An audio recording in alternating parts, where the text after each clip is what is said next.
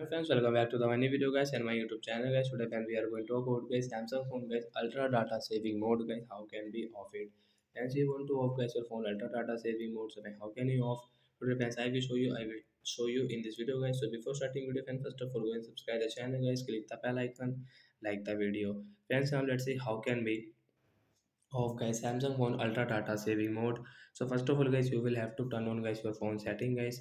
After on phone setting guys, you will have to click on phone connection, and guys again scroll friends, click on guys your phone data uses, tap here, and guys again scroll ultra data saving mode guys, you can see is on. So guys tap here to turn it off.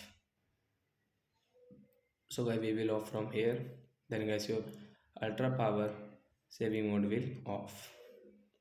Ultra power ultra data saving mode, sorry friends, ultra data saving mode will off in our Samsung phone device.